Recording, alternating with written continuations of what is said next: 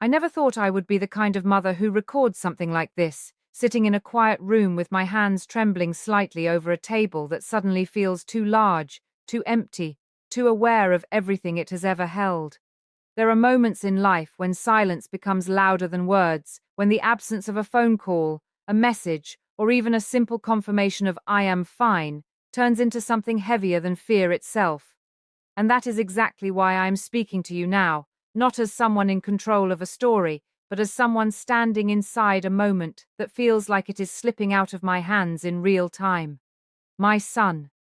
He has always lived in a world that moves faster than most people can understand, a world of decisions that are made in seconds but carry consequences that echo for years. But what I am about to tell you is not about his success, not about his public image, not about what people think they know.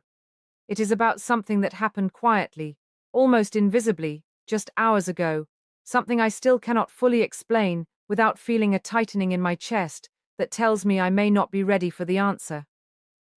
It started with a message that never arrived. That may sound small to you, almost meaningless, but when someone like him, someone whose mind is always racing ahead of time itself, suddenly stops responding, the silence does not feel natural.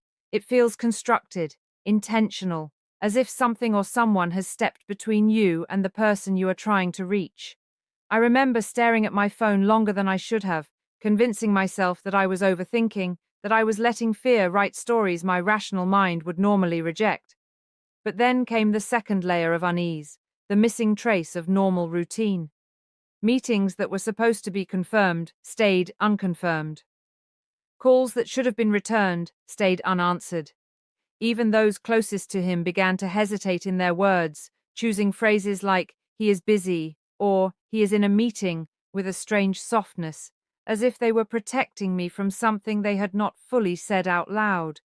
And I began to understand something very uncomfortable in that moment. Sometimes the absence of information is itself the information. What makes this worse is not just the silence, but the way it feels deliberate, almost like the world around him has shifted slightly off its axis without telling anyone why. I have spent my life observing people, understanding behavior, studying the quiet signals that most overlook, and I can tell you this with certainty: when patterns break, they rarely break without reason. There was a moment earlier today when I almost convinced myself to step away from it, to leave it in the hands of others, to trust that everything would resolve itself as it always does in stories like his. But then, something unexpected happened. A short, incomplete message appeared on my screen, just a few words, then it disappeared as quickly as it came, as if it was never meant for me to see. I will not repeat it exactly because I am still unsure whether it was meant as truth or as warning, but I will tell you this much: it changed the temperature of the entire situation. It turned uncertainty into weight. It turned weight into urgency. And now I find myself asking questions I never thought I would need to ask. Where does control end and vulnerability begin for someone who has built a life around controlling what others think is impossible? What happens when the systems that are designed to protect someone become too complex for even the people inside them to fully understand? I know how this sounds. I know how easily people reduce moments like this into speculation or exaggeration. But I am not speaking from imagination. I am speaking from the strange clarity that arrives when instinct overrides logic. There is something happening around him that is not fully visible, something that does not announce itself directly, but instead moves through gaps, through delays, through the small inconsistencies that most people dismiss without a second thought. I found myself earlier standing in a place I have visited many times before, a place where important decisions were once discussed in calm, structured environments. But today, nothing felt structured. Conversations stopped when I entered rooms. Eyes shifted away for half a second too long. Even confidence, which I have always associated with that world, felt slightly fractured, as if everyone was trying to maintain a version of reality that required more effort than usual. And in that moment, I realized something deeply unsettling. Sometimes the most dangerous situations are not the ones that look like chaos, but the ones that look almost normal while something beneath them is quietly breaking apart. I wish I could tell you that I have clarity, that I know exactly what is happening and why, but I don't. What I have instead is a growing sense that I am being pulled closer to a truth that is still forming, still unfolding, still deciding what it wants to become. And I need you to understand something very clearly. This is not just about him. This is about what happens when pressure, responsibility, and expectation reach a point where even the strongest systems begin to show cracks that no one planned for. I have seen him face impossible problems before, problems that would break most people before they even understood the first step. But this feels different. This feels less like a problem and more like a turning point that has not yet revealed its shape. And maybe the most frightening part is not what I know, but what I do not know. Because in that space of uncertainty, the mind begins to fill in the gaps on its own. It builds scenarios, it constructs possibilities, it simulates outcomes that may or may not exist, and I find myself resisting that instinct, trying to stay grounded, trying to remain anchored in what is real rather than what is feared. But even grounding requires something stable to hold on to, and right now, I am not sure what that stability is supposed to be. If you are hearing this, I need you to understand something personal I rarely admit. There are moments in life when even those who appear strongest are simply trying to make sense of what is happening 1 second at a time. And I am in one of those moments now. I am not asking you to panic. I am asking you to stay aware. Because awareness is sometimes the only bridge between confusion and understanding, and I have the feeling that I am standing right at the edge of that bridge, waiting for something on the other side to finally become visible. Before I continue, I need to ask you something that feels strangely important right now. Where are you watching this from? And if this message has reached you at all, take a moment and stay with me. Because there is something I still have not told you that changes everything in a way I did not expect. I don't usually ask this, but if you are still here, you already understand that something about this is not ordinary. And maybe that is exactly why you should stay with me through this. When I tried to sleep after recording that first message, I thought exhaustion would soften the edges of my thoughts, that the body eventually forces the mind into quiet obedience. But instead, the silence became more precise, almost structured, as if it had intention. I kept waking up at intervals that made no sense, not because of noise, but because of absence. That strange kind of absence where your mind notices something missing before you can even name it. And each time I reached for my phone, I felt that same hesitation growing stronger, as if the act of checking it had become something heavier than curiosity, something closer to preparation. Because the message that disappeared earlier, it was not just strange, it was specific in a way I still cannot fully explain. It referenced timing, not events. It suggested alignment, not coincidence. And when language becomes that precise in moments like this, it stops feeling like communication and starts feeling like positioning. I have spent years in environments where precision matters, where one word can change the outcome of entire systems, but this was different. This was not engineering precision. This was human precision under pressure, the kind that appears when someone is trying to tell you something without leaving evidence that they told you anything at all. By morning, everything around me looked unchanged, and yet nothing felt stable. That is a difficult thing to describe to someone who has never lived inside uncertainty that wears the mask of normality. The world continues its routine, people continue their conversations, emails continue arriving, and yet underneath it all, you are aware of a parallel rhythm that is no longer syncing with what everyone else believes is happening. I tried to reach him again. Not directly at first, but through the pathways that usually respond faster than words. And what I found was not absence, but interruption. Small, subtle delays. Systems that normally respond instantly, taking seconds longer than they should.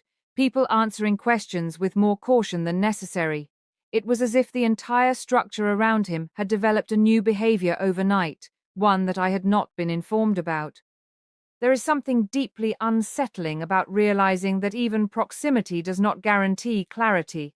I stood in a room where decisions that shape industries are made, and yet for the first time I felt like an observer rather than someone within reach of understanding. Conversations continued around me, but they felt filtered, like I was hearing only what had been approved to be heard. And I began to notice something else, something more personal and far more disturbing. People were not avoiding me, they were protecting me. And protection, when it appears without explanation, often carries more weight than truth. At one point, I finally asked a question directly. A simple one. Where is he right now? The response I received was immediate but carefully constructed, as if it had been rehearsed for exactly this moment. He is secure. Those were the words. Not he is fine, not he is working, not even he is unavailable. Secure. A word that in isolation means safety, but in context can mean containment, restriction, distance, or control. And that is when I felt something shift inside me. Because language like that is never chosen casually in environments where information is tightly managed. It is chosen when reality itself has become too sensitive to describe directly. I wish I could tell you that I reacted calmly, that I processed it with the kind of emotional discipline people expect from someone who has lived long enough to understand complexity. But the truth is, my mind began doing what all minds do when faced with incomplete information. It started constructing possibilities, and every possibility it constructed led to the same uncomfortable conclusion. Something had changed in a way that was not being fully communicated outward. Later that day, I saw something I was not supposed to see. Not intentionally, not through intrusion, but through a moment of misalignment in attention. A screen left open for just long enough. A fragment of conversation that disappeared almost as soon as I registered it. And within that fragment was a reference to a decision window, a phrase that suggested timing was not just relevant but critical, that there was a period in which certain actions either become possible or irreversible. And I want to be very careful with how I say this, because I am still not certain what it fully means, but it introduced a concept I was not prepared for, that what is happening is not only happening around him, but happening within a constraint of time that is already in motion. I found myself stepping away from people without realizing I had moved.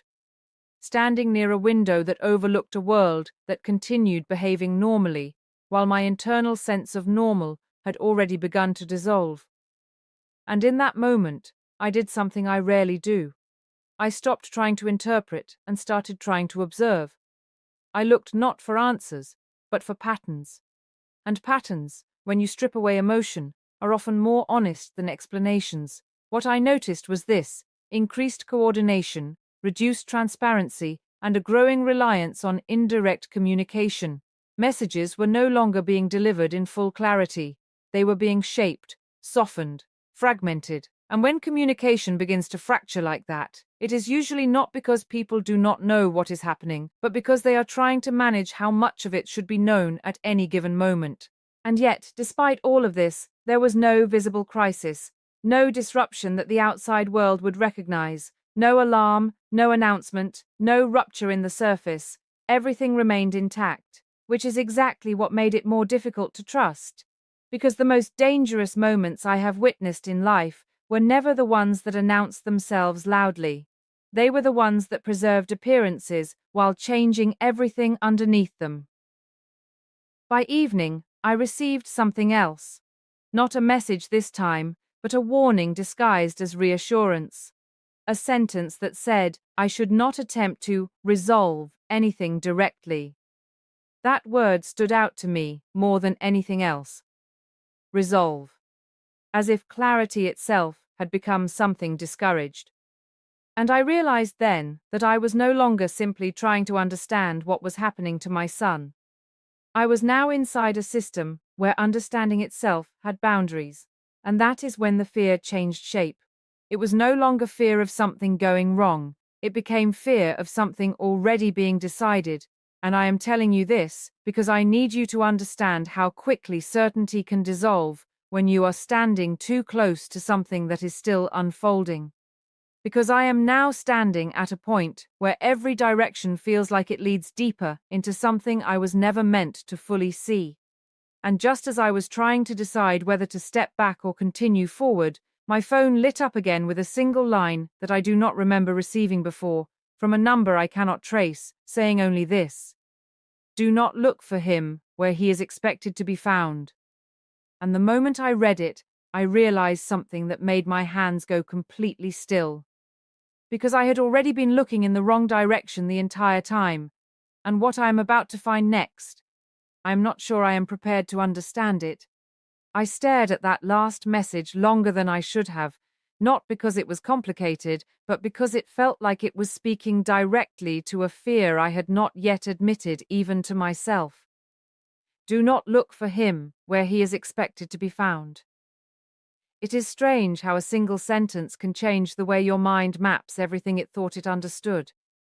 Suddenly, every assumption I had built over years of knowing his world, his patterns, his logic, began to feel less like certainty and more like comfort I had mistaken for truth.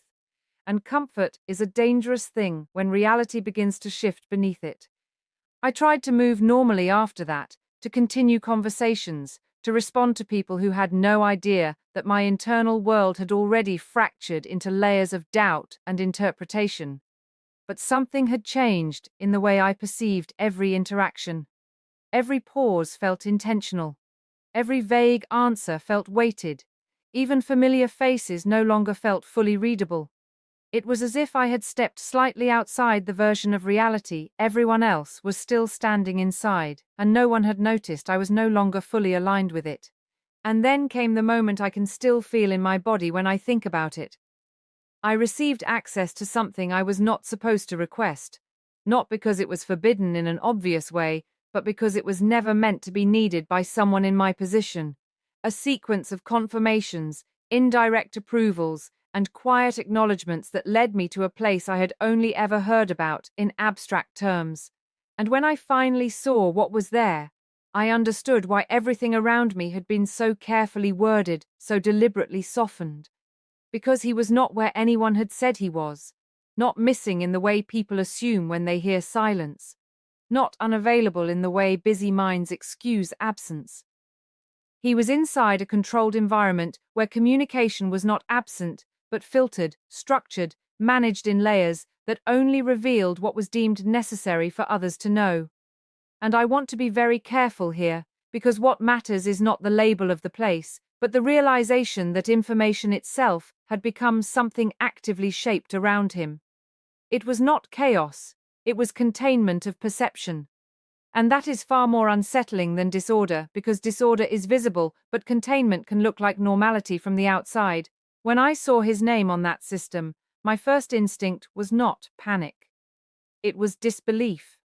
Not because I doubted the information, but because I had never allowed myself to imagine that such a structured separation between visibility and reality could exist in something so personal.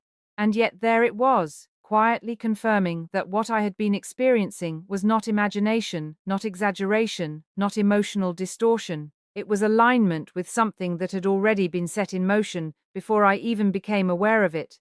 I asked the only question that mattered in that moment: why? And the answer I received was not a sentence, but a concept: stability, oversight, protection. Words that individually sound reassuring, but together create a framework where control and care become indistinguishable. And I realized then that I was no longer trying to understand a situation. I was trying to interpret a structure that had already decided how much I was allowed to understand. There is a particular kind of fear that does not rise quickly. It settles slowly, like weight accumulating in layers you do not notice until movement becomes harder than stillness. That is what happened inside me as I processed what I was seeing. Not panic, not collapse, something quieter, something that makes you question whether urgency is even the correct response anymore, or whether urgency itself is part of the system you are now inside. I remember sitting down without remembering choosing to sit. My hands were steady in a way that felt almost unnatural, as if my body had decided to remain composed even while everything else inside me was shifting. And I began to understand something I had never fully grasped before: that the most complex situations are not those filled with visible conflict, but those where every layer of explanation still leaves something important unspoken. And then I saw something that changed the direction of everything again. A timeline, not a prediction, not a possibility. a structured sequence of events that had already been outlined in fragments, distributed across different levels of access, none of them complete on their own, but together forming something that felt like a path rather than a plan. And within that path, there was a point marked not as danger, but as transition. A moment where decisions converge into outcomes that cannot be reversed once initiated. I will not pretend I understood everything I saw, because I didn't.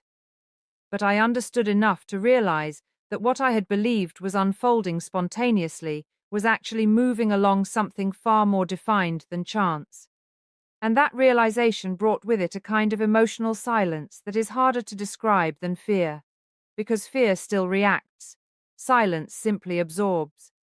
I tried to reach him again after that, not through systems, not through intermediaries, through something more direct, more human, something that had always worked before in ways technology never fully replaced. And for a brief moment, there was something, a response, not a call, not a message, just a signal that suggested awareness, a confirmation of presence without explanation, and then it disappeared again, as if even acknowledgement had limits now. And that is when I understood the most difficult truth so far. He was not unreachable. He was being carefully positioned, not lost, not absent, but placed within a structure where every movement, every interaction, every response existed within boundaries I was only now beginning to see. And I am telling you this because I need you to